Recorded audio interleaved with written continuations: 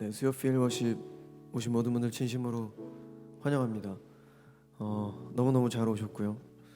하나님께서 정말 기뻐하시고 또 여러분 한 분 한 분 오늘 아주 깊이 만나 주실 겁니다. 이제 우리 다 같이 하나님 앞에 잠잠히 묵상하며 기도하겠습니다. 하나님, 나의 시간을 하나님께 드립니다. 또 하나님을 생각하고 또 하나님을 만나기 위해 이렇게 주님 전에 나왔습니다. 하나님, 나를 위로해 주시고 또 격려해 주시고 이 시간 나의 모든 죄를 예수 그리스도의 십자가의 보혈로 다 깨끗게 하여 주시옵소서. 이 시간 다 같이 하나님 앞에 잠잠히 묵상하며 나아가도록 하겠습니다. 기도하시겠습니다.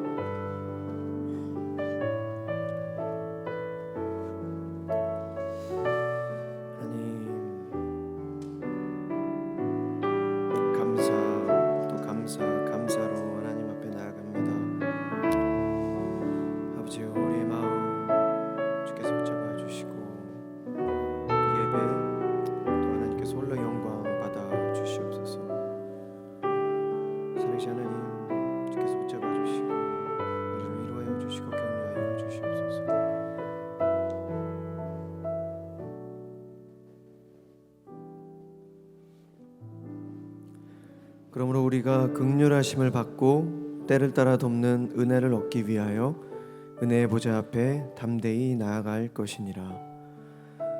히브리서 4장 16절 말씀.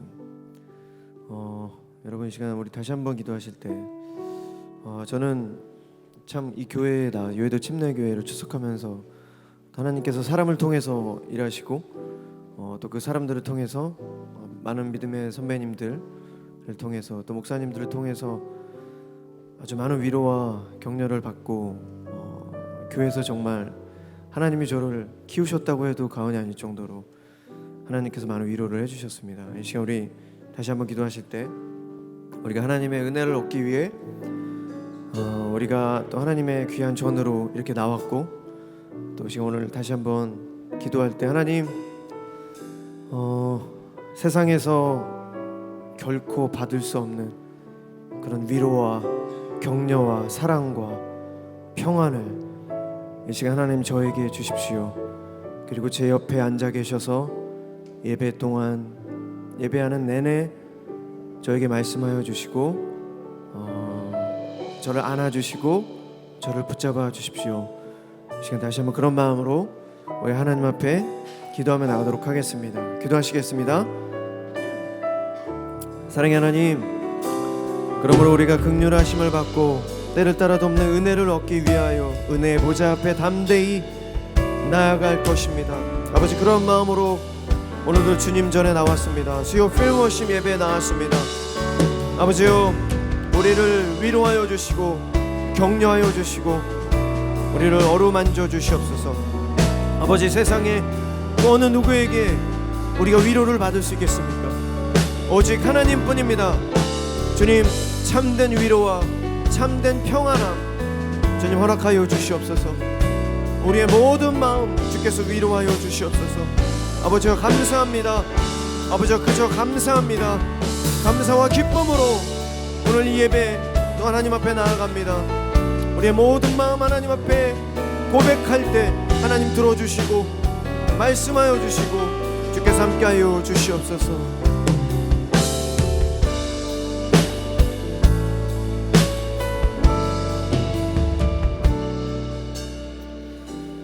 여러분 우리 다시 한번 기도할 때 우리 감사 기도를 하나님께 드렸으면 좋겠습니다. 하나님께서 허락하신 건강, 또 인간의 눈에 인간의 기준으로 봤을 때 좋은 일 나쁜 일이 아니라 어떤 상황 속에서도 이게 다 하나님의 뜻인가 보다, 하나님의 철저한 인도하심이 있나 보다, 하나님의 계획 안에 하나인가 보다, 그런 믿음, 또 그런 믿음 안에 또 우리의 감사. 지금 우리 다시 한번 기도하실 때 하나님, 그저 감사합니다. 이렇게 또 귀한 하나님의 예배에 나를 인도하여 주셔서 감사합니다. 하나님, 오늘 분명히 하나님께서 우리에게 말씀하여 주실 텐데 하나님, 그저 하나님께 집중하겠습니다. 주님, 감사함으로 이 예배에 승리할 수 있게 해달라고 시간 다시 한번 하나님 앞에 감사 기도 하나님께 올려드리겠습니다. 기도하시겠습니다. 사랑의 하나님, 감사합니다. 주여, 우리의 삶 속에서 하나님 인간의 기준으로 이 세상을 바라보지 않게 하여 주시고, 어떠한 상황에 있든지 주님, 그것이 좋든지 나쁘든지 하나님, 우리가 그 결과는 알 수 없지만 그 모든 과정 가운데 그저 감사함으로 나아가는 우리 모두가 될 수 있도록 주여 도와주시옵소서. 아버지여, 감사가 곧 믿음입니다. 주님, 믿음이 없을 때 우리가 어떻게 하나님 앞에 감사할 수 있겠습니까? 주님, 오늘 이 밤 우리의 믿음이 더욱더 성장하며 우리가 예배당을 나가는 순간 그저 감사 또 감사함으로 우리가 남은 생에 이 믿음의 경주에서 승리할 수 있는 우리 모두 될 수 있도록 주님께서 함께하여 주시옵소서.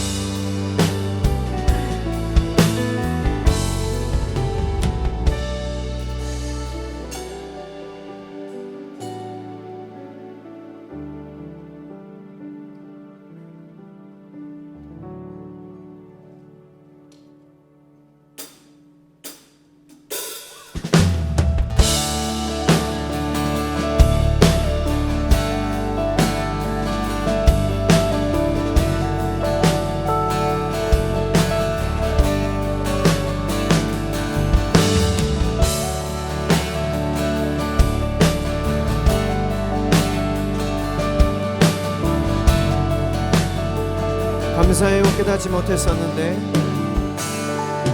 감사해요, 깨닫지 못했었는데 내가 얼마나 소중한 존재라는 걸 태초부터 지금까지 하나님의 사랑은 항상 날 향하고 있었다는 것. 아멘. 고마워요, 그 사랑을 가르쳐준 당신께, 주께서 허락하신 당신께 그리스도의 사랑으로 더욱 섬기며 이제 나도 세상에 전하리라. 당신은 사랑받기 위해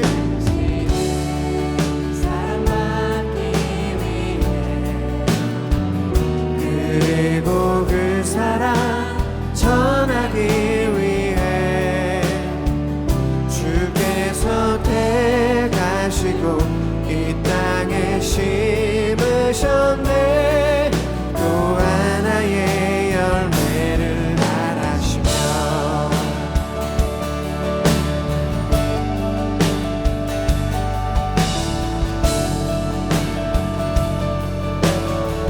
감사해요, 깨닫지 못했었는데. 감사해요, 깨닫지 못했었는데 내가 얼마나 소중한 존재라는 것 태초부터 지금까지 하나님의 사랑은 항상 날 향하고 있었다는 것. 사랑을 가르쳐준 당신께, 주께서 허락하신 당신께 그리스도의 사랑으로 더욱 섬기며 이제 나도 세상에 전하리라. 당신을 사랑받기 위해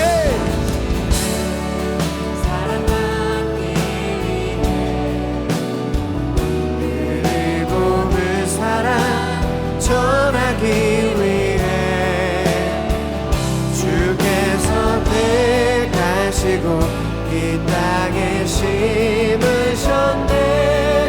또 하나의 열매. 당신을 사랑받기 위해 당신을 사랑받기 위해 그리고 그 사랑 전하기 위해 택하시고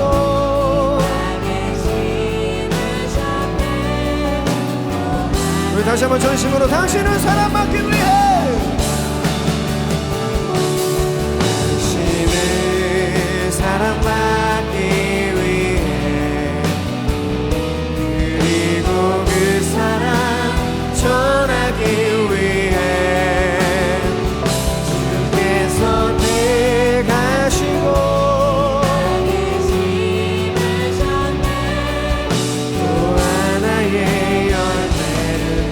주께서 택하시고 주께서 택하시고 이 땅에 심으셨네.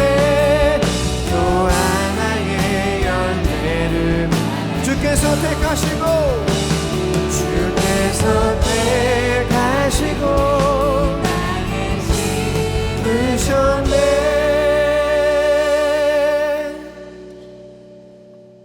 또 하나의 열매를 바라시며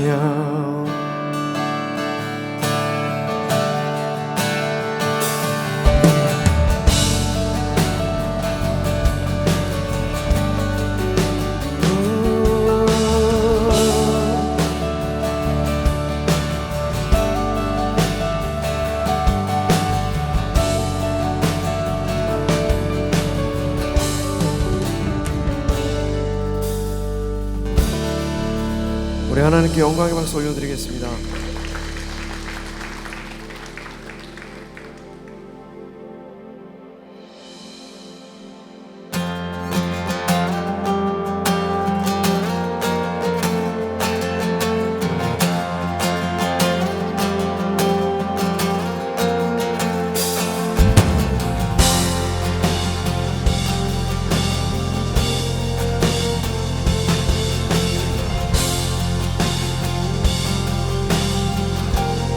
거룩하신 하나님 주께 감사드리세.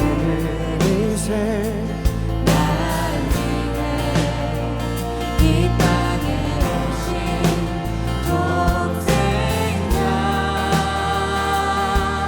예수 나의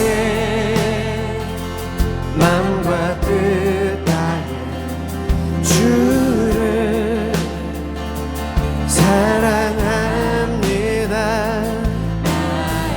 날 위해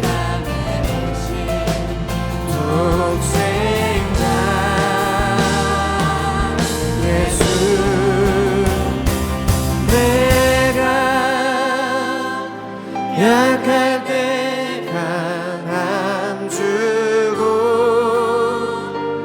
가난할 때 우리를 부욕해 하신 나의 주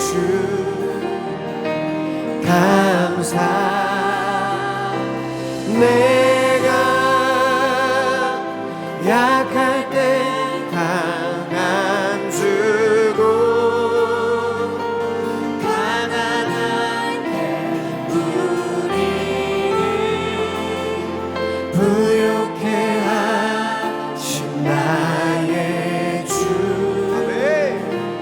감사.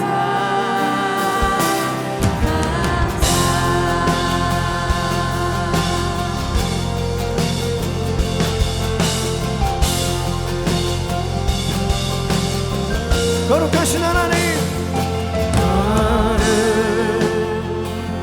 거룩하신 하나님 주께 감사드리세. 날 위해 독생자 예수 나의 맘과 뜻 다해 주를 사랑합니다. 날 위해 오신 독생자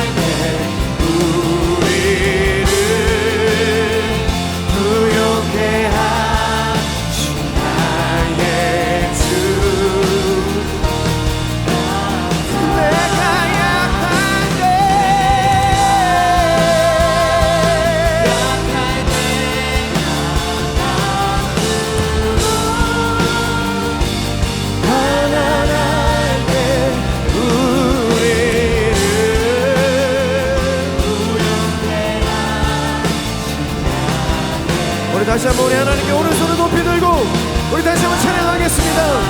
내가 약할 때 강함 주고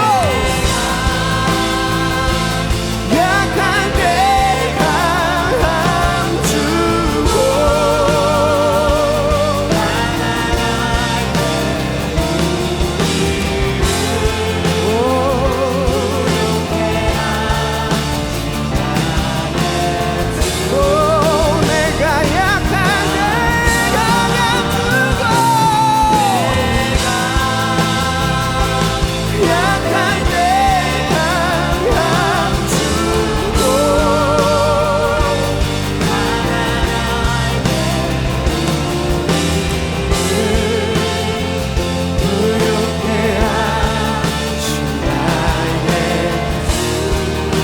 우리 다시 한번 하나님 앞에 기도하겠습니다. 하나님, 우리가 약할 때 강함 주시고 우리 가난할 때 부욕해 하시는 하나님, 우리의 전체이시고 우리의 필요의 전부이신 하나님을 찬양합니다. 주님, 이 시간 주님의 말씀을 듣습니다.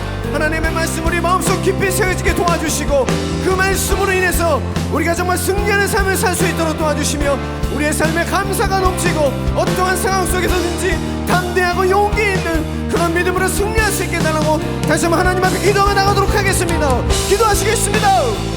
사랑의 하나님, 내가 약할 때 강함 주시며 아버지여 나의 모든 나약하고 힘든 부분 아버지여 주님께서 채워주시고 나의 삶에 인도하신 하나님인 것을 믿습니다. 주님, 내가 이 땅을 살아가는 동안 더욱더 겸손하며 거룩하고 정결하며 성령 충만을 위해서 노력하며 주님의 말씀을 주야로 묵상하고 하나님 앞에 더욱더 간절히 나아가는 나의 삶이 될 수 있도록 주여 도와주시옵소서. 이 시간 하나님의 말씀을 들을 때 주님의 말씀이 우리 마음속 깊이 새겨지게 도와주시고 아버지와 그 말씀을 흘려보내지 않게 하여 주시며 우리 마음속 깊이 새겨져 하나님의 열매를 맺는 귀한 예배가 될 수 있도록 도와주시옵소서. 오늘 이 밤 아버지 하나님 앞에 나아갈 때 주님 우리를 위로하여 주시고 격려하여 주시고 하나님의 말씀과 찬양과 기도를 통해서 다시 한번 하나님 앞에 승리하는 우리 모두 될 수 있도록 하나님 함께하여 주시옵소서.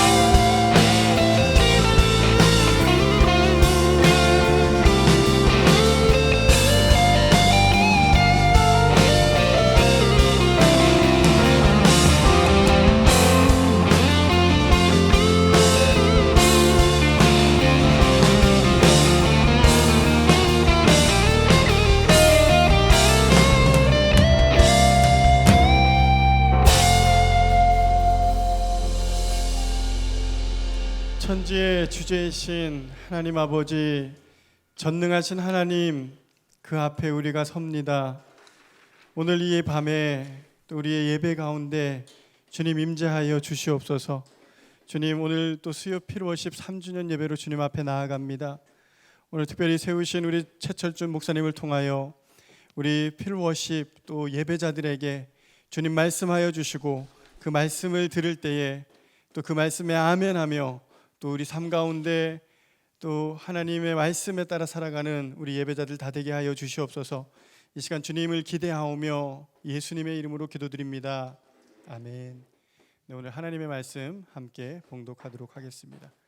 로마서 1장 1절에서 5절까지의 말씀입니다. 네, 한 절씩 교독하신 후에 마지막 5절은 합독하시도록 하겠습니다. 예수 그리스도의 종 바울은 사도로 부르심을 받아 하나님의 복음을 위하여 택함을 입었으니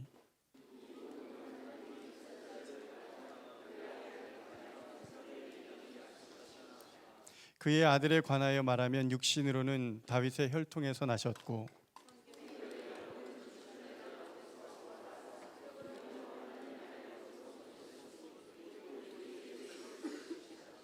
함께 봉독합니다. 그로 말미암아 우리가 은혜와 사도의 직분을 받아 그의 이름을 위하여 모든 이방인 중에서 믿어 순종하게 하나니. 네, 이 시간 오늘 귀한 자리 또 귀한 또 목사님 우리가 초대해서 말씀을 듣겠습니다.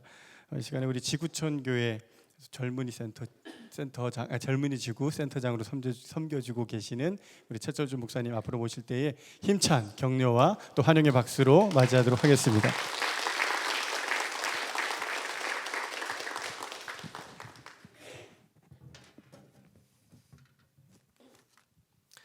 여러분 반갑습니다.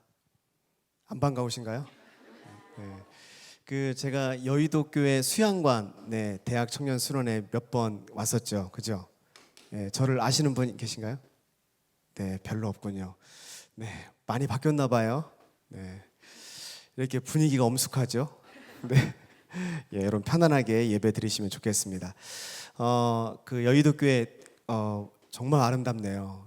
이런 예배당이 아마 정말 한국에 몇 없는 예배당 같아요. 우리 지구촌 교회보다 훨씬 좋은 것 같습니다. 과장이 아니고 정말 그래요. 너무너무 좋은 예배당이고요. 제가 이렇게 여기서 같이 찬양하고 예배드리면서 너무 부러웠습니다. 여러분들이 얼마나 좋은 곳에서 이렇게 예배드리는가라고 생각을 했고요. 또 우리 서대승 목사님, 또 우리 귀한 목사님들과 함께 참 좋은 그런 교역자와 함께 여러분들이 신앙생활 하시고 또 지도 받으시고 그게 축복인 줄로 믿습니다. 철학자 플라톤이 행복의 조건을 말했는데 참 흥미롭습니다. 한번 들어보세요. 첫 번째는 뭐냐면 먹고 입고 살고 싶은 수준에서 조금 부족한 듯한 재산. 두 번째, 모든 사람이 칭찬하기에 약간 부족한 외모. 세 번째, 절반 정도밖에 알아주지 않는 명예. 이게 행복의 조건이래요. 좀 잘 이해가 안 되시나요?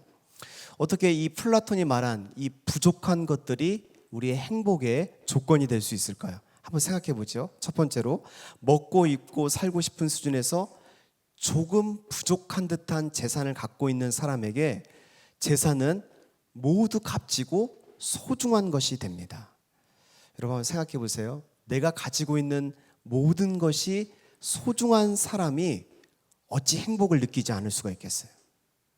두 번째, 또 모든 사람이 칭찬하기에 약간 부족한 외모를 가진 사람 옆에 함께 있어주는 사람들은 고마운 사람들입니다. 그렇지 않나요? 여러분, 내가 잘생겼고 내가 너무 예쁘다면 누군가 내 옆에 있어주는 게 당연한 거예요. 어쩌면 귀찮은 일일지도 모릅니다. 여러분은 전혀 그런 거 경험해 보신 적 없으시죠? 네.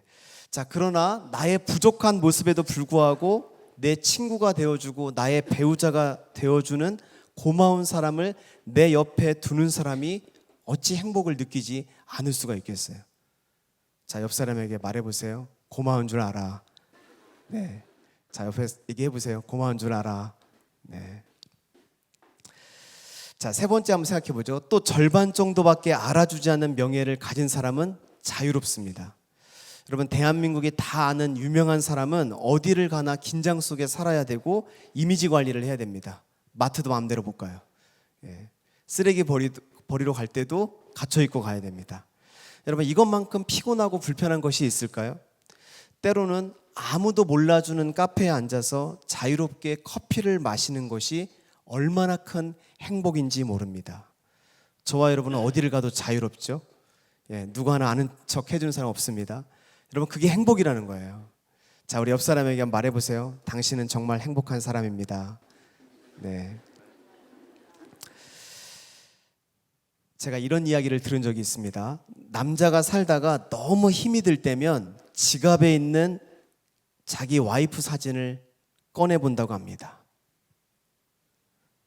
내가 이 사람과도 살고 있는데 세상에 못할 일이 뭐가 있겠나, 이런 생각을 하면서 위안을 얻고 마음을 다잡는답니다.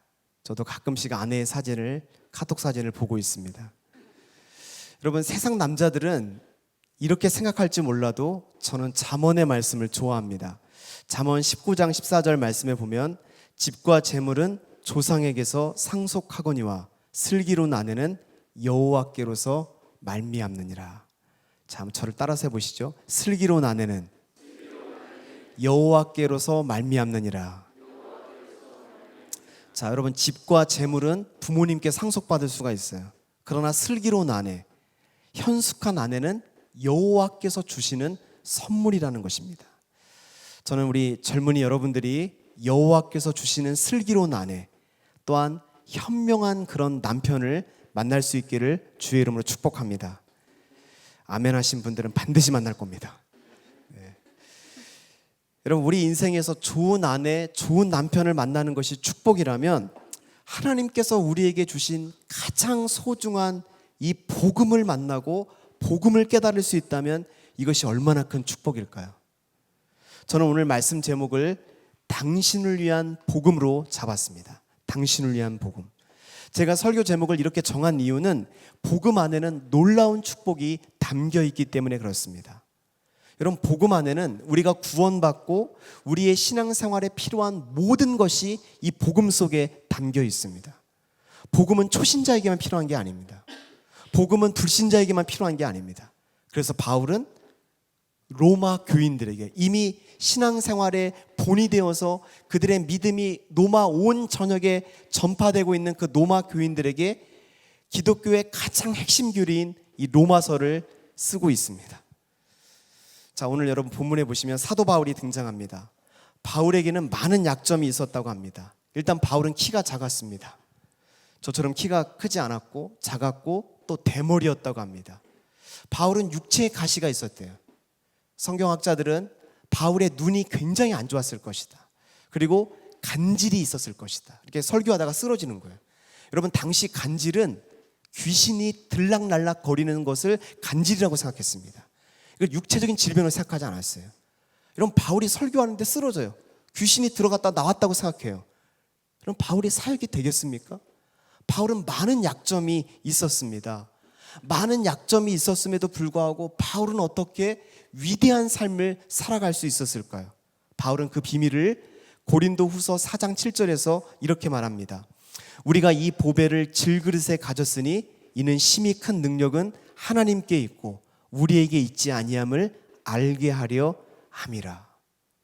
자, 바울이 자기 자신을 생각할 때 자기 자신을 질그릇처럼 깨지기 쉬운, 연약함이 많은, 부족함이 많은 사람이라고 생각했습니다.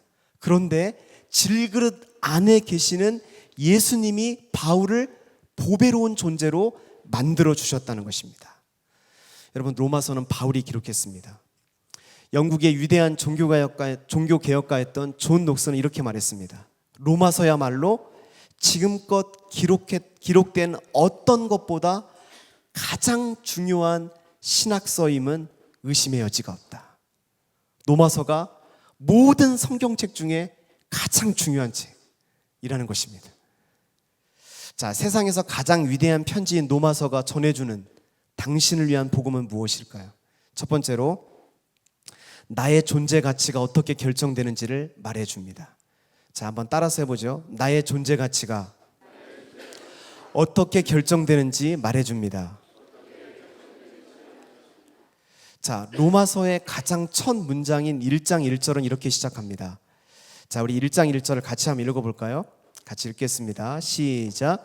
예수 그리스도의 종 바울은 사도로 부르심을 받아 하나님의 복음을 위하여 택정함을 입었으니. 자, 여러분, 이 1절 말씀에서 가장 중요한 사실은 바울이 누구냐가 아니라 누구에게 속해 있느냐입니다. 자, 바울은 자신이 예수 그리스도의 종이라고 말합니다. 예수 그리스도의 종이다.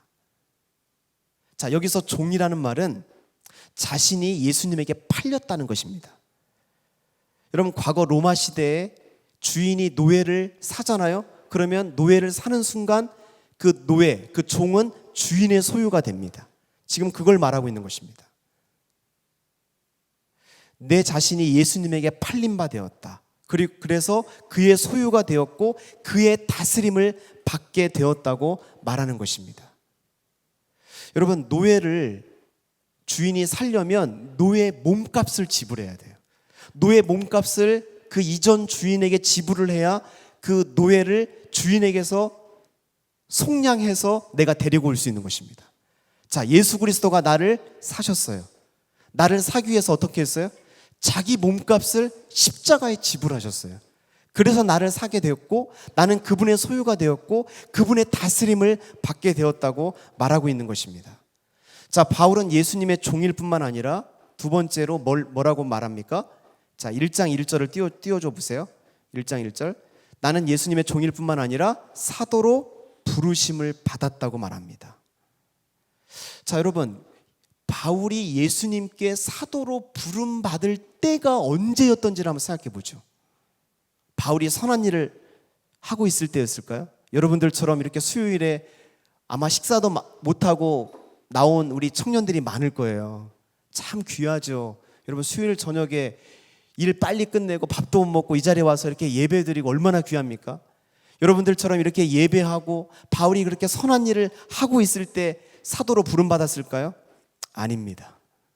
바울은요, 교회를 멸하려고 했어요. 교회를 회방했어요. 교회를 멸절하려고 했을 때 다메섹에서 부름을 받은 것입니다. 바울은 하나님 나라에 전혀 도움되는 사람이 아니었어요. 자, 계속해서 바울의 말을 들어보세요. 자신을 값주고 사시고 사도로 부름을 받고, 그리고 세 번째로 하나님의 복음을 위하여 택정함을 입었다고 말합니다. 자, 따라서 해보세요. 하나님의 복음을 위하여 택정함을 입었다. 자, 제 질문입니다. 바울이 하나님의 복음을 위하여 택함을 받았는데 언제 그 일이 일어났을까요? 갈라디아서 1장 15절에 보면 바울이 말합니다. 내 어머니의 태로부터 나를 택정하시고. 그러니까 바울이 태어나기도 전에 바울을 하나님의 복음을 위하여 택정하셨대요. 그러니까 바울이 좋은 학교 다닌 게 아니에요. 바울이 선한 일을 해서가 아니에요. 바울이 어머니의 태 속에 있을 때 아무것도 한 게 없는데 하나님이 복음을 위하여 바울을 택하셨다는 거예요. 자, 그래서 정리를 해보면 바울이 예수님의 소유가 되고 사도로 부름을 받고 복음을 위해 택함을 받기 위해서 바울이 행한 일은 있습니까? 없습니까? 없죠. 그죠? 여러분 어렵지 않죠? 바울이 행한 일은 아무것도 없습니다. 그러므로 바울의 존재 가치는 바울이 행한 일이 아니라 바울에게 행해진 일 때문에 그의 존재 가치가 결정되어졌다는 거예요. 제가 여러분이 왜 이것을 자세하게 설명하냐면 세상의 존재 가치와 성경이 말하는 존재 가치가 정반대이기 때문에 그렇습니다. 여러분 세상의 존재 가치는 정반대로 우리가 행한 일로 결정되어집니다. 우리가 무엇을 할 수 있느냐? 너 어떤 학교 다녀? 너 어떤 회사 다녀? 너 지위가 뭐야?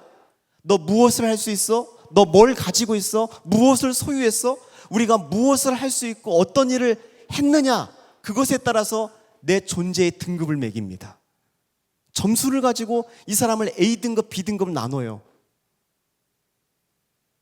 그런데 로마서는 우리의 존재 가치가 우리가 행한 일이 아니라 우리에게 행해진 일 때문에 이루어진다고 말합니다. 여러분 이것이 저와 여러분을 향한 복음인 것입니다. 여러분 우리가 하나님의 아들 예수 그리스도를 믿는 그 순간에 하나님은 죄인된 우리를 의롭다고 인정해 주십니다. 우리가 예수님을 믿는 그 순간에 하나님께서는 사랑하는 아들 독생자 예수 그리스도를 바라보는 것처럼 우리를 그렇게 바라보십니다.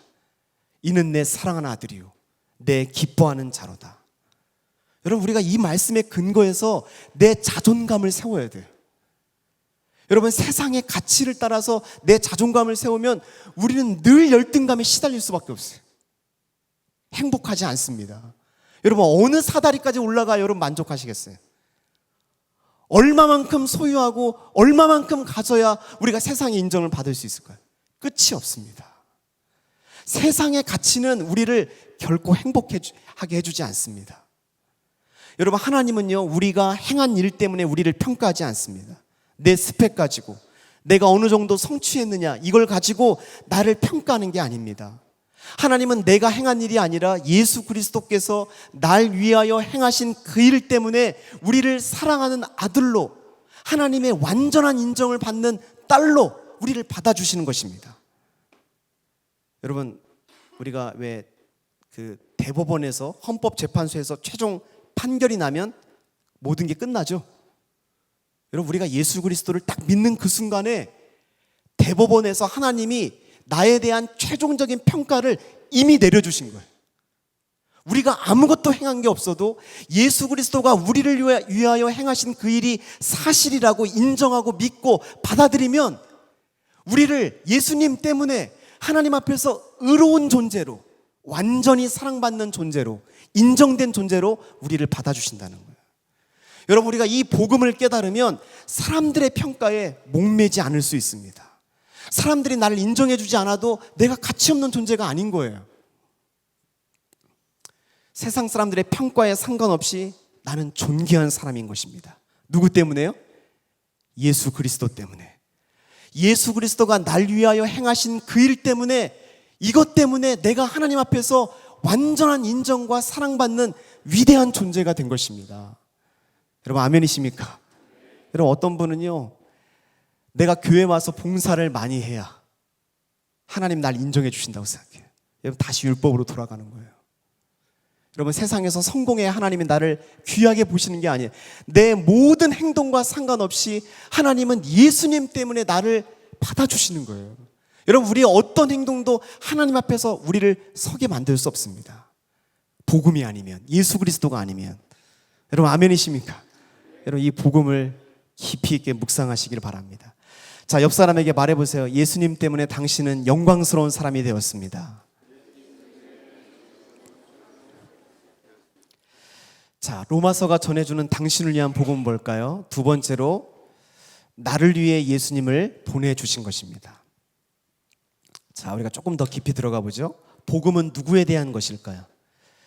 자, 우리가 복음 그러는데 이 복음은 누구에 대한 것일까? 2절과 3절에 보면 이 복음은 그의 아들에 관한 것이라고 말합니다. 하나님의 복음은 예수님에 대한 것입니다. 그래서 종교개혁자인 칼빈은 이렇게 말합니다. 복음 전체가 그리스도 안에 포함되어 있다. 그러므로 그리스도로부터 한 발자국이라도 이동한다면 그것은 복음으로부터 물러난다는 것을 의미한다. 자, 복음의 핵심이 누구예요? 예수 그리스도라는 거예요. 그러니까 우리가 예수님을 모르고서는, 예수님이 우리를 위하여 행하신 그 일 때문에 우리의 존재 가치가 결정된다고 하는데, 예수님을 모르고서는 복음을 모르는 거예요. 자, 복음이신 예수님은 어떤 분이실까요? 자, 먼저 복음이신 예수님은 인간이 되기 이전부터 존재하신 하나님이십니다. 자, 예수님이 하늘나라에서 이 땅으로 오셨잖아요. 인간의 몸을 입고 오시기 이전부터 예수님은 하나님이셨다는 거예요. 로마서 8장 3절에 자기 아들을 죄 있는 육신의 모양으로 보내었다고 말합니다. 하나님의 아들은 인간이 되기 이전에도 하나님의 아들로 계셨습니다. 골로새서에 보면 그 안에는 신성의 모든 충만이 육체로 거하신다고 말합니다. 신성의 모든 충만이 그의 안에 거하신다. 무슨 말이에요? 예수님은 신성을 가진 하나님이시라는 거예요. 예수님은 훌륭한 인간이시기도 하지만 예수님은 하나님 같은, 하나님이십니다. 하나님. 자, 두 번째로 예수님은 신성을 가지신 하나님이시고 예수님은 완전한 인간이셨습니다. 자, 3절에 보면 육신으로는 이라는 말은 하나님의 아들이 인성을 지닌 완전한 인간이 되셨다는 것을 말합니다. 자, 예수님은 완전한 인간이 되셨기 때문에 저와 여러분의 연약함을 이해하시고 우리의 죄를 대신해서 십자가에 죽을 수가 있었던 것입니다. 자, 예수님은 신성을 가지셨고 완전한 인간이셨습니다. 자, 그리고 예수님은 능력을 입으신 하나님의 아들입니다. 자, 우리 4절을 한번 볼까요? 4절을 같이 한번 읽어보죠. 자, 같이 읽겠습니다. 시작. 성결의 영으로는 죽은 자들 가운데서 부활하사 능력으로 하나님의 아들로 선포되셨으니. 자, 이 4절에서 핵심이 뭐냐면 능력으로입니다. 능력으로. 주님께서 죽음에서 부활하심으로 연약한 인간의 육신을 입은 하나님의 아들에서 능력을 지닌 하나님의 아들로 자리를 옮기셨다는 것을 말합니다. 자, 부활하신 예수님이 제자들에게 말씀했죠. 하늘과 땅의 모든 권세를 내게 주셨으니. 하나님이 예수님에게 하늘과 땅의 모든 권세를 주셨다는 것입니다. 자, 죽음에서 부활하신 예수님은 하늘과 땅의 권세를 가지고 능력으로 우리를 다스리고 계십니다. 여러분, 예수님 무능한 분이 아니에요. 능력으로 우리를 다스리고 계시는 것입니다. 남편이 일찍 죽은 아내가 딸을 키웠습니다. 싱글맘이죠.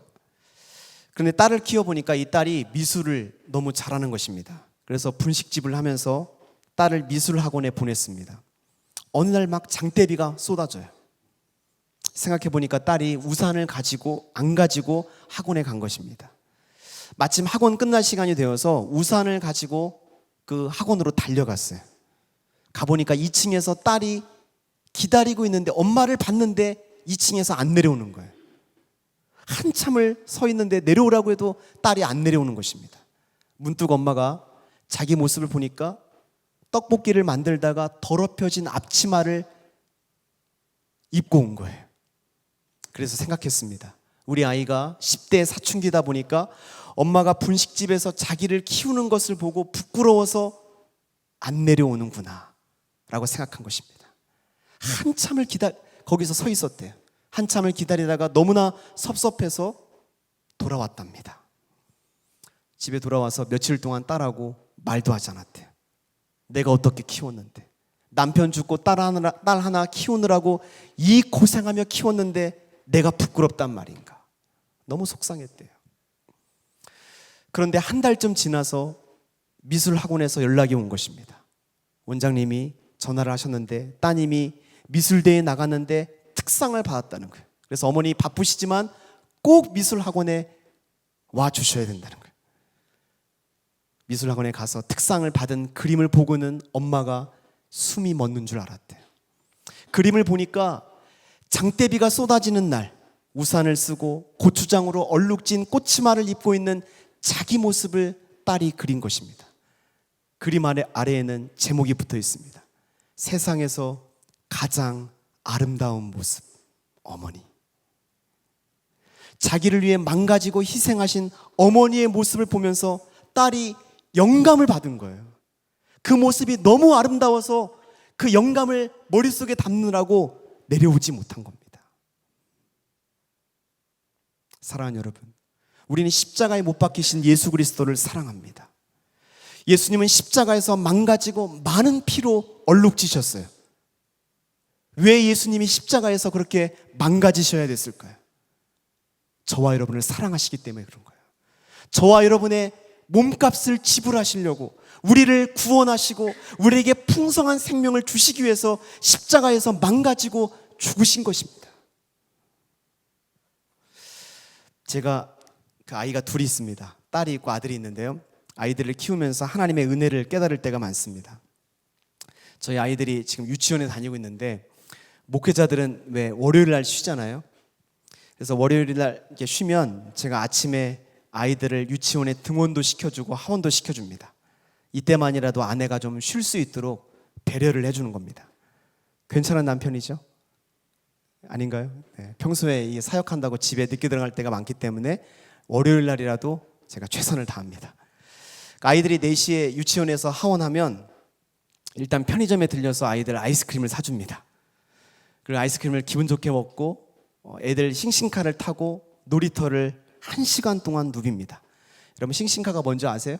예, 거의 자전거 비슷한 건데요, 애들 그거 타고 저는 계속 뒤쫓아가면서 달려가야 됩니다. 1시간 동안 그렇게 하고 놀아요. 그렇게 놀고 나서 집에 돌아오면 밥을 먹고 간식을 먹고 블루마블 게임을 하자 그래요. 아이를 키우신 분들은 블루마블 게임을 먼저 아실 거예요. 예, 저는 블루마블 게임 안 좋아해요, 개인적으로. 왜냐하면 이 게임 시작하면 최소한 1시간은 꼼짝없이 붙어 있어야 돼요. 근데 밥 먹고 이 게임 하면요, 너무너무 힘들어요. 그래서 제가 제일 듣기 싫어하는 말이 아빠 블루마블 게임 한다? 그럼 제가 꼼짝 못해요. 어떻게든지 그 게임만은 피하려고 해요. 근데 그걸 해야 돼요. 그리고 저녁에 이제 아이들 블루마블 게임 끝나면 또 숨바꼭질 하자 그래요. 숨바꼭질 하고 애들 씻기고 또 제가 재웁니다.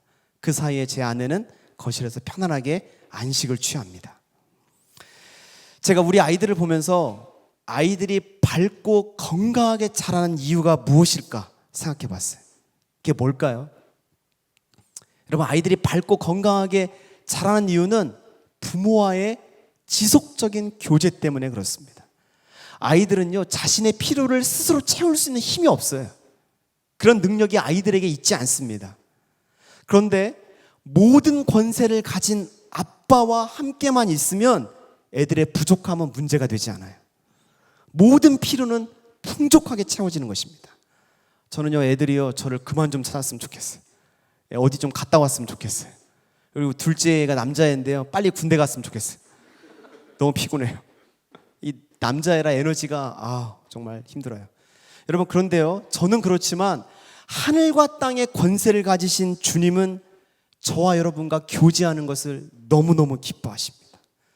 여러분, 우리가 하나님 앞에 나가 교제할 자격이 없고 아무런 공로가 없어도 우리는 예수님 때문에 하나님이 우리와 교제하는 것을 너무너무 기뻐하십니다.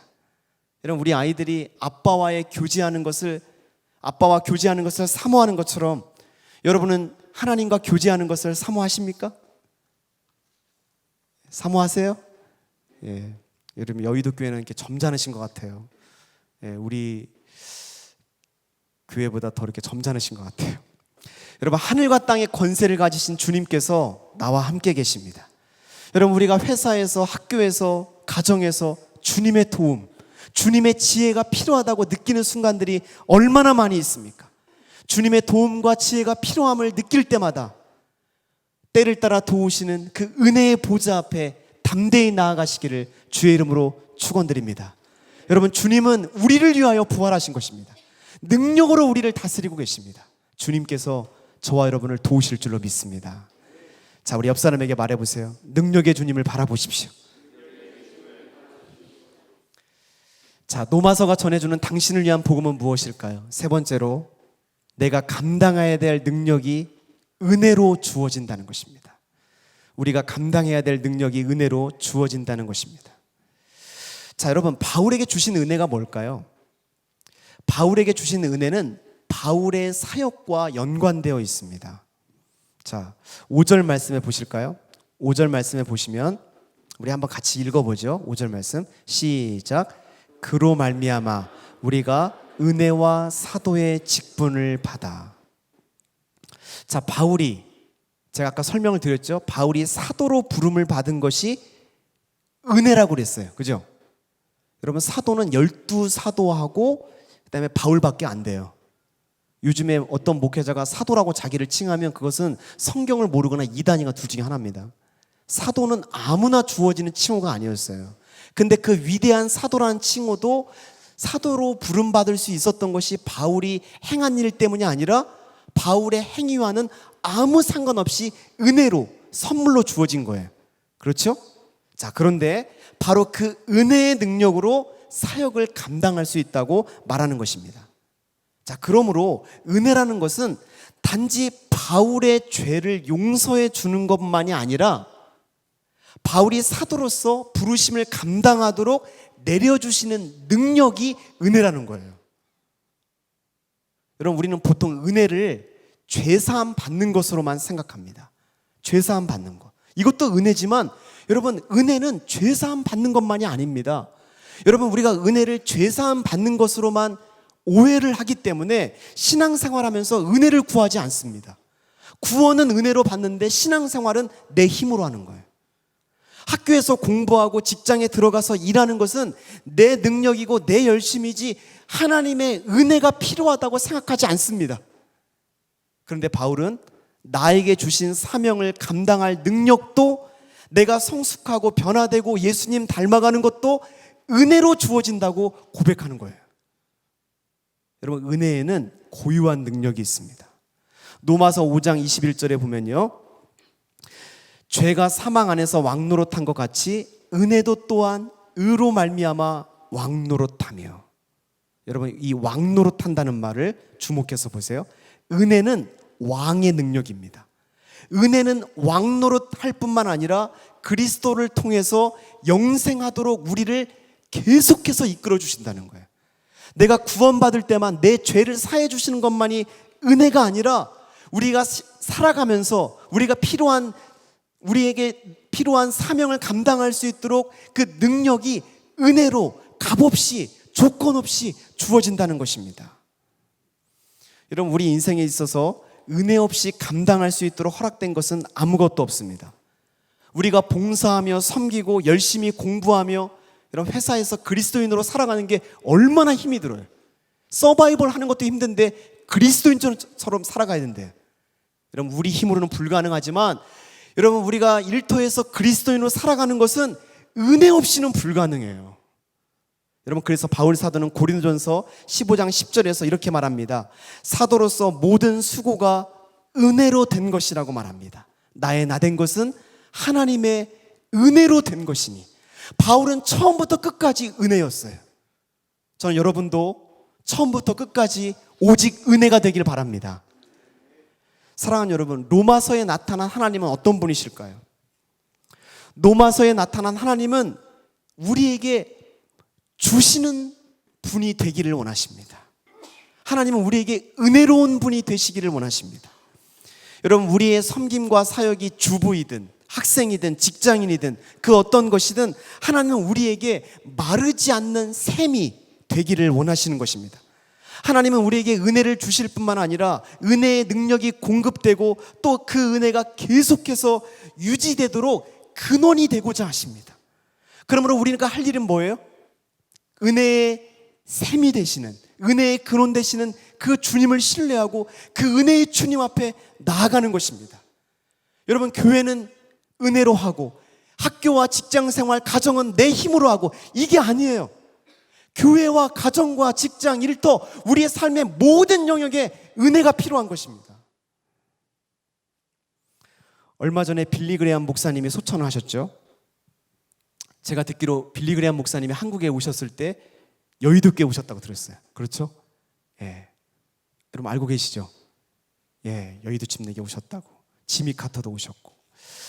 그 목사님, 이 빌리 그레이엄 목사님의 책 중에 영혼의 설교자 빌리 그레이엄이라는 책을 읽고 제가 깊은 감명을 받았습니다. 빌리 그레이엄 목사님은 20세기의 가장 중요한 종교계 인물로 평가받는 분입니다. 이 빌리 그레이엄 목사님을 통해서 2억 명이 넘는 사람들이 TV를 통해서, 집회를 통해서 복음을 들었대요. 그리고 그 중에 300만 명이 빌리 그레이엄 목사님의 메시지를 통해서 예수님을 영접했다고 합니다. 와, 대단한 분이죠. 빌리 그레이엄 목사님은요, 미국의 목자예요. 별명이 미국의 목자. 그래서 믿지 않는 사람들도요, 9.11 테러 같은 미국에 큰 위기가 있을 때마다 빌리 그레이엄 목사님이 오셔서 예배를 인도하고 기도할 때 그 권위 앞에 다 숙입니다. 그만큼 권위가 있었어요. 여러분, 이 빌리 그레이엄 목사님의 이 엄청난 영향력은 어디에서 나왔을까요? 이 목사님의 책에 보면 이 생명을 주는 책에 대해서 말합니다. 제가 한 대목을 읽어볼게요. 저는 오랜 경험을 통해 하나님의 말씀의 공부를 빼먹는 것보다 아침을 거르는 편이 훨씬 낫다는 사실을 깨달았습니다.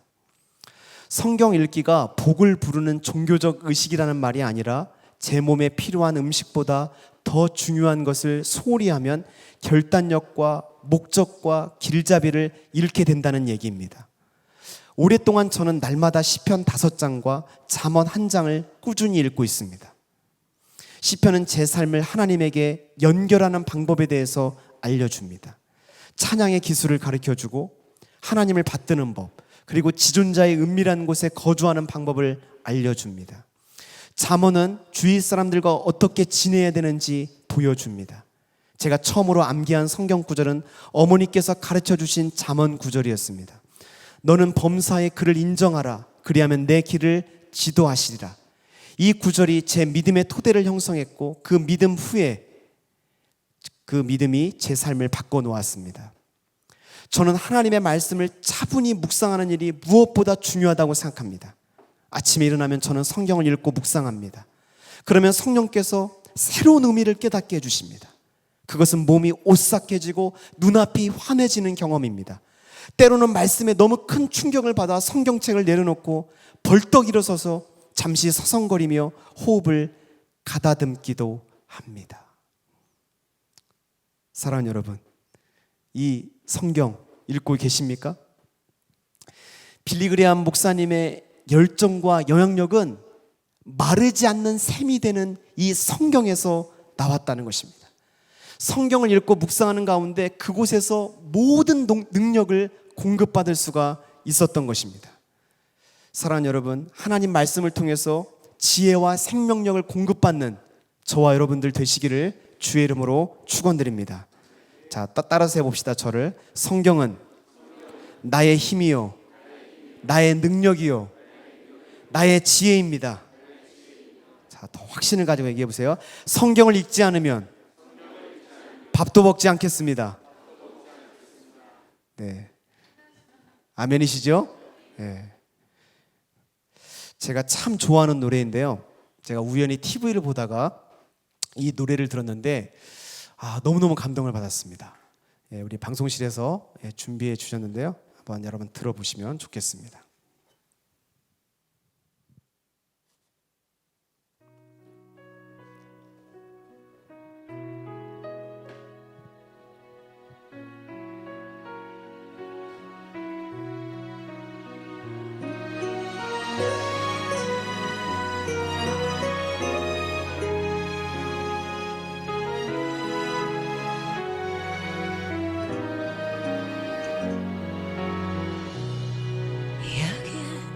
바보라 불리는 한 새가 있습니다. 날개가 너무 커 날지 못합니다. 땅에서 놀림을 당하며 바보라 불리지만 알고 있죠 날 수 있어. 바람 거세지며 자유롭고 길을 잃은 새 가진 폭풍 앞에서 쓸 때 날 수 있단다. 너를 던져라. 널 흔들고 있는 바람 속으로. 그 바람이 나를 펼친다.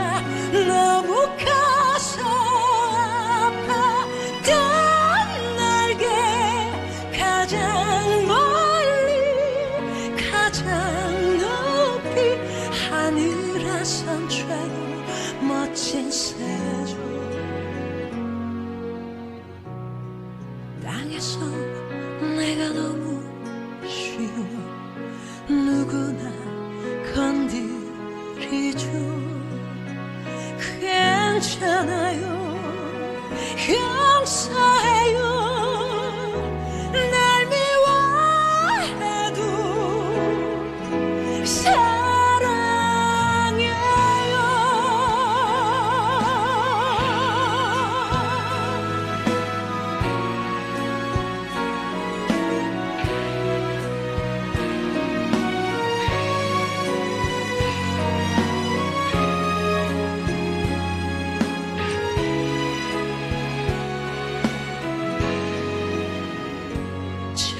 자유롭고 길을 잃은 새 가진 폭풍 앞에서 쓸 때 날 수 있단다. 너를 던져라. 널 흔들고 있는 바람 속으로. 그 바람이 나를 펼친다. 너무 커서 아파. 딴 날개 가장 멀리 가장 높이 하늘에선 최고 멋진 새죠. 파도 몰아치는 바다로 이전에 날개를 펼치고 있다. 바람아 더 불어라. 다가될수록 나는 나 뜨겁게.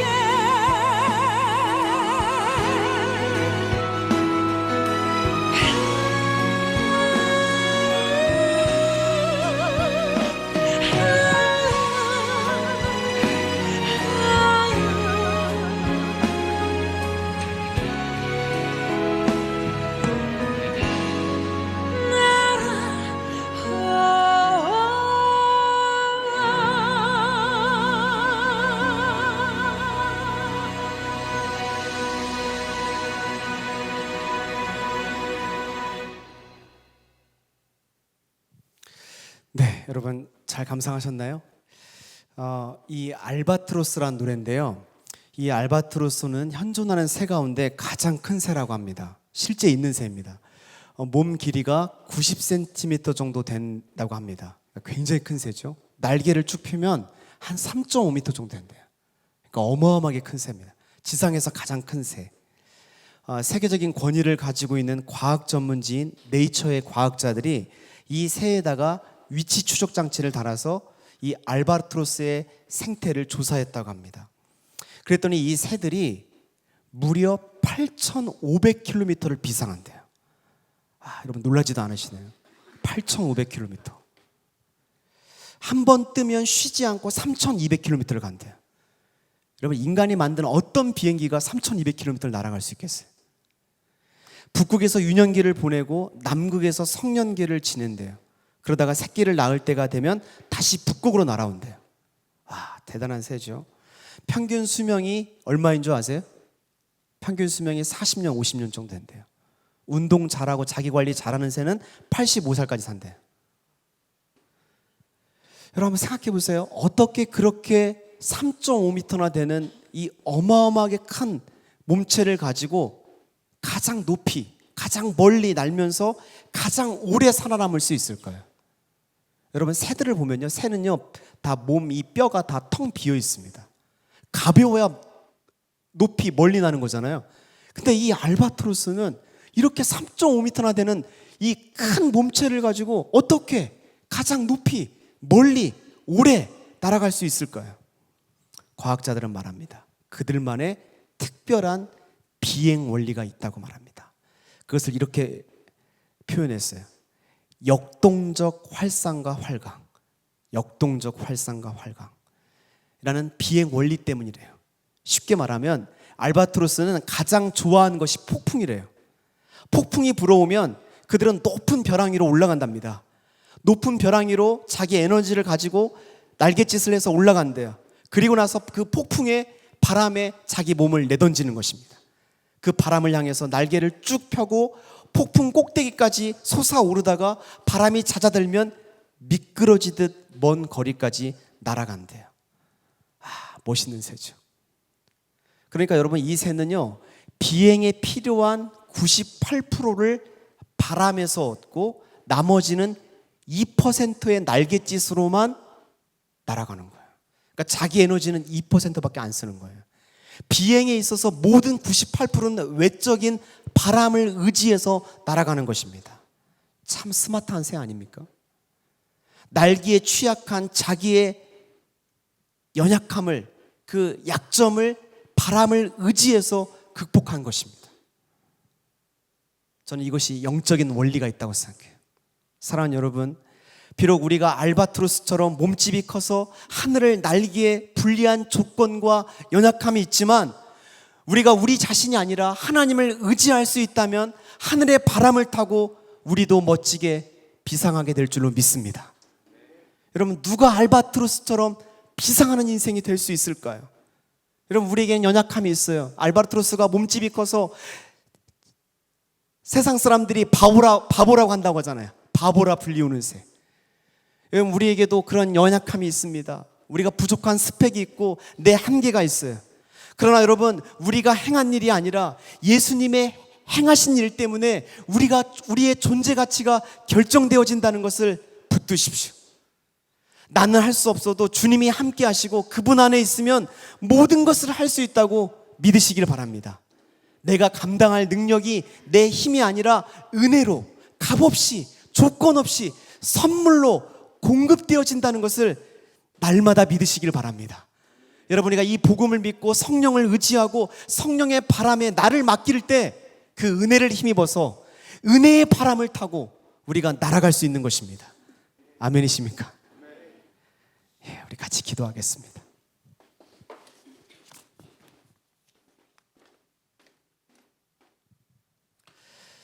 네, 우리 찬양팀 나오실 때까지 우리 한번 주신 말씀을 생각하면서 기도했으면 좋겠습니다.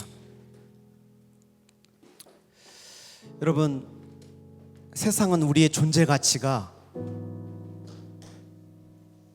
우리가 행한 일을 가지고 우리의 존재 가치를 매깁니다. 너 어느 학교 다녀? 너 어떤 회사 다녀? 너 점수가 얼마나 돼?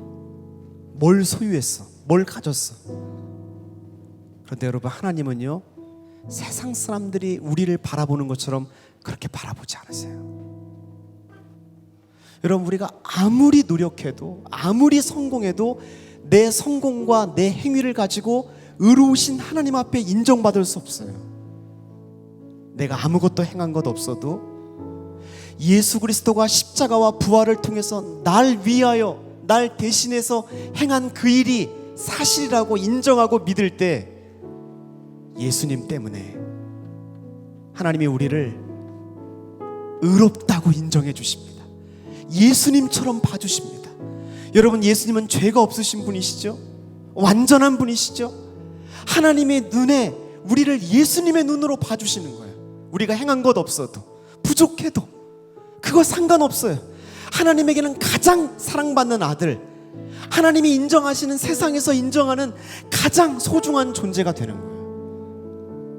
이것이 복음이 우리에게 주는 가치입니다. 이 복음을 붙들어야 돼요. 이 복음 안에 우리 자존감을 세워가야 돼요. 그래야 세상의 평판과 세상의 여론에 휘둘리지 않는 사람이 돼요. 사울이 여론에 휘둘리다 보니까 망가지는 인생이 되는 거예요. 여러분, 다윗이 하나님을 바라보니까 인생이 존귀한 인생이 되잖아요. 여러분, 우리가 그런 인생 살아야 됩니다.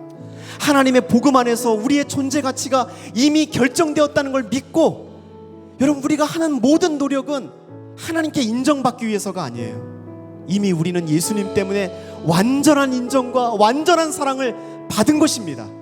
우리가 행하는 모든 것은 하나님을 기쁘시게 하기 위한 거예요. 우리에게 모든 것을 주신, 아들을 내어주신 하나님께서 아들과 함께 모든 것을 주시지 않겠느냐, 그 은혜에 감사해서 하나님께 감격해서 하나님을 기쁘시게 하고 싶은 거예요. 그 아이들이 아빠를 기쁘게 하고 싶은 것처럼 하나님께 인정받으려는 게 아니에요. 이걸 통해서 구원 얻으려는 것이 아닙니다. 여러분, 우리가 이 주신 말씀을 기억하면서 하나님 안에서 우리가 이 복음을 깨닫고 복음 안에서 이 복음을 붙들고 살아갈 수 있도록 인도하여 주시옵소서. 우리 같이 기도하겠습니다. 하나님 아버지, 우리에게 주신 말씀을 감사함으로 받습니다. 하나님이 이 귀한 복음을 깨닫게 하시고 이 복음을 묵상하고 이 복음에 붙들려 살아갈 수 있도록 도와주시옵소서. 하나님, 나는 하나님의 진노를 피할 수 없는 죄인이었습니다. 내가 행한 것이 죄 아닌 것이 있었나? 하나님, 나는 하나님의 진노를 피할 수 없는 허물과 죄로 죽었던 자입니다. 그런데 나를 예수 그리스도가 나의 죄를 대신해 주셨습니다. 나의 죄값을 지불해 주셨습니다. 예수 그리스도 때문에 나는 하나님 앞에서 완전한 인정과 사랑을 받는 존귀한 하나님의 사람이 된 것입니다. 하나님의 이 귀한 하나님의 은혜의 복음을 붙들고 살아갈 수 있도록 인도하여 주시옵소서. 오 주님, 축복하여 주옵소서. 네, 우리 주신 말씀을 생각하면서 이 찬양 같이 부르죠. 제가 요즘에 이 찬양 부르면서 참 많이 은혜 받고 위로받고 격려받는 찬양입니다. 여러분도 잘 아실 겁니다. 우리 이 찬양 같이 고백하죠. 주님은 내 마음에 아픔 알아주시니.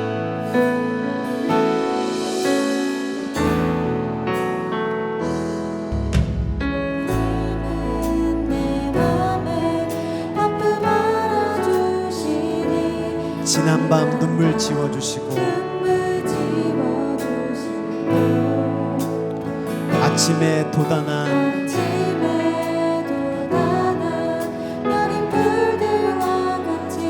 내 마음을 새롭게 하는, 우리 다 같이 고백하죠. 흐르는 시간에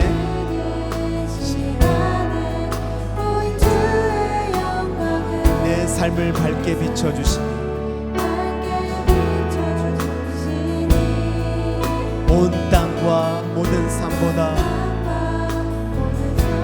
전에 계셨던 주님, 창조의 주를 찬양하네. 주님은 거친 바다 위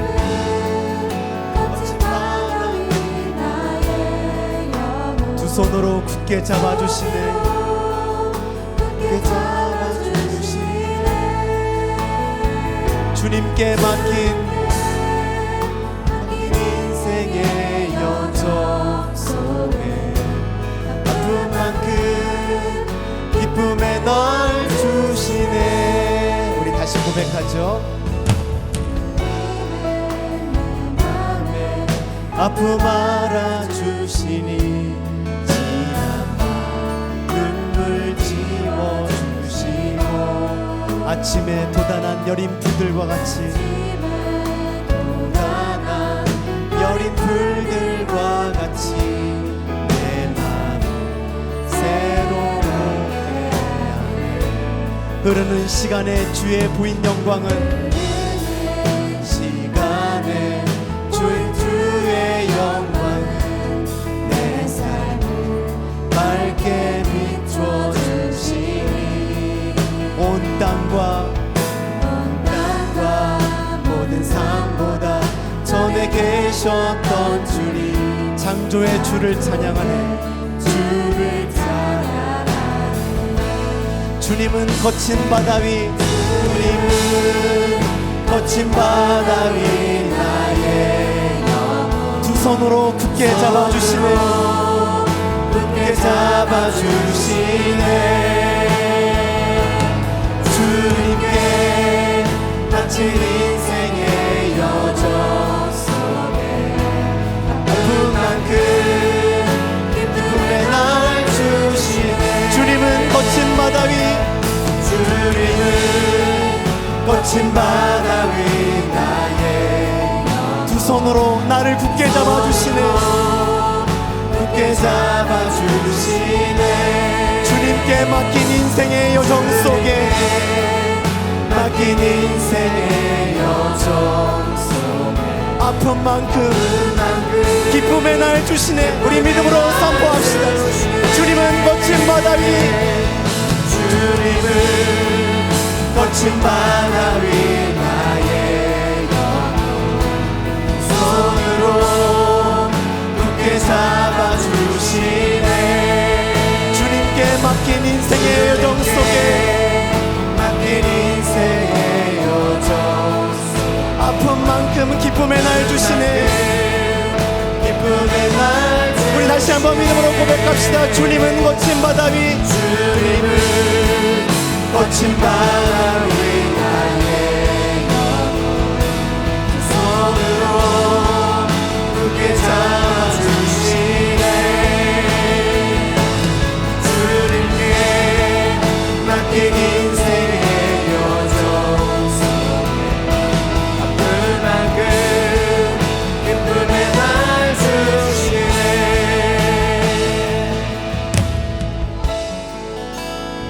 여러분 가슴에 손을 얹고 우리 같이 기도하면 좋겠습니다. 복음의 핵심은 예수 그리스도이십니다. 하나님의 아들이신 예수님이 인간의 몸을 입고 십자가에서 죽으셨습니다. 저와 여러분을 위해서, 저와 여러분을 죄에서 하나님의 진노에서 우리를 건져주시고 부활하셔서 우리에게 영원한 생명, 풍성한 생명을 주시기 위해서 우리가 인생을 살아가는 데 있어서 참된 기쁨, 참된 희락, 참된 평화, 참된 의로움, 그런 하나님 나라의 삶을 살도록 하나님께서 우리에게 은혜를 주시기 위해서 예수 그리스도가 능력으로 부활하신 것입니다.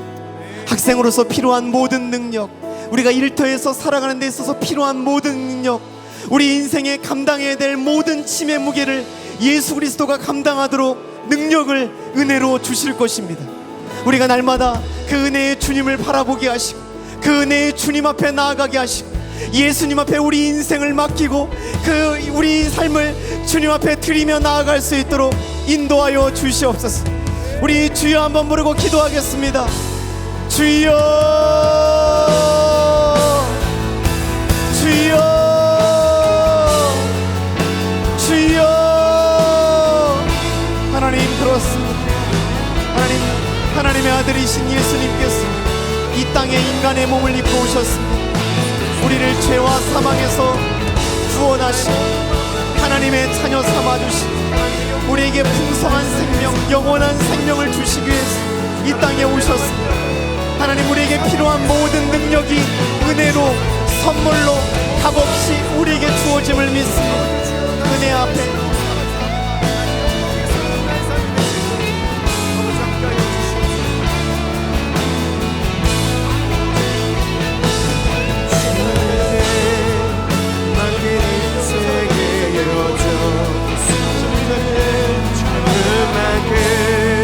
주님 몸을 비춰주시옵소서. 말씀의 능력을 주시옵소서. 성령의 능력을 주시옵소서. 주님의 예배를 나가게 주시옵소서. 주님 손으로 굳게 잡아주시네. 주님께 맡긴 인생의 여정, 그만큼 기쁨의 날 주시네. 주님은 거침만 나오인 나의 영혼 손으로 굳게 잡아주시네. 주님께 맡긴 인생의 여정, 그만큼 기쁨의 날 주시네. 마지막으로 함께 기도할 때에 여러분들의 지혜로 또 능력으로 그 힘으로 살아가다가 주저앉은 그 마음, 그 있는 모습 그대로 주님 앞에 나아갔으면 좋겠습니다. 우리의 힘으로 할 수 없기 때문에 우리 십자가의 능력 붙잡아야 합니다. 우리의 능력으로 할 수 없기 때문에 이 시간 우리는 성령의 능력을 입어야 하는 줄 믿습니다. 이 시간 다시 한 번 더 기도할 때에 주님 이 시간 성령 충만함으로 역사하여 주시옵소서. 이 밤에 우리 성령님 우리 가운데 역사하여 주시옵소서. 십자가의 능력으로 임하여 주시옵소서. 주님 이름 세 번 부르고 기도합니다. 주여,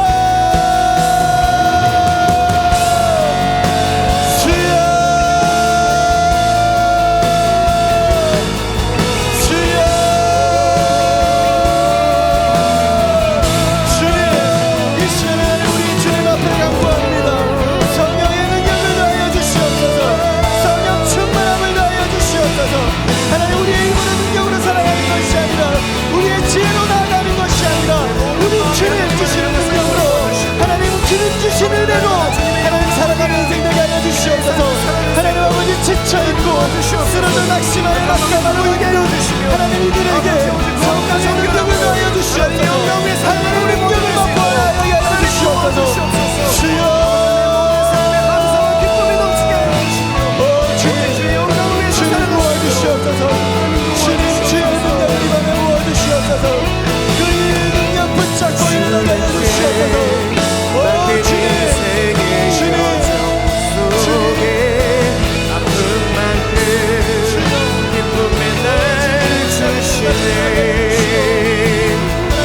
주님은 거침만 나오는 나의 영혼 손으로 굳게 잡아주시네. 주님께 맡긴 인생의 여정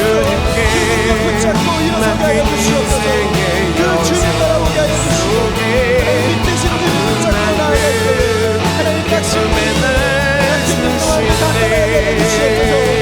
주님은 거침만 나오는 나의 영혼 손으로 굳게 잡아주시네.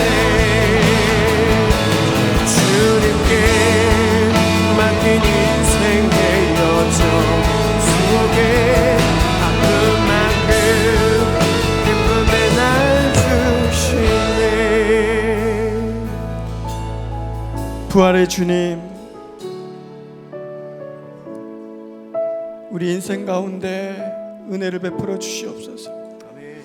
우리의 힘으로 우리의 능으로 살아갈 수 없음을 고백합니다. 이 시간 은혜를 간구하는 자들에게 주님 은혜 베풀어 주신 줄 믿습니다. 하나님 그 은혜로 한 걸음 한 걸음 살아가게 하여 주시옵소서. 하나님 우리의 일상 가운데 우리가 복음을 읽고 하나님 우리의 행위를 바라보며 우리가 행했던 것들을 우리가 보며 낙심하고 낙담했던 마음들이 이제는 내려놓고 우리에게 행하신 그 주님의 일들을 다시 한번 바라보게 하심을 감사드립니다. 이제는 그 복음의 능력을 다시 한번 더 힘입어 주님 주시는 은혜로 살아가는 우리 예배자들 다 되게 하여 주시옵소서. 우리가 하나님 걷는 땅, 우리가 예배하는 그곳에 하나님 나라가 임하게 하여 주시고 하나님의 능력이 나타나게 하여 주시옵소서. 그리하여 우리가 학업을 감당하고 있는 학생들이라면 주님 주시는 능력으로 지혜로 감당케 하여 주시고, 우리의 직장과 또 우리의 사업장과 일터 가운데 하나님 함께 역사하여 주시옵소서. 그리하여 우리 삶 가운데 더욱더 풍성한 은혜로 함께하여 주실 그 주님을 기대하오며 그 하나님만을 찬양하는 우리 예배자들 다 되기를 간구하오며, 모든 찬양 모든 영광 우리 주님 홀로 받아 주시옵소서. 감사와 찬양 드리오며 예수님의 이름으로 기도드립니다. 아멘. 우리 자유롭게 기도하고 돌아가도록 하겠습니다.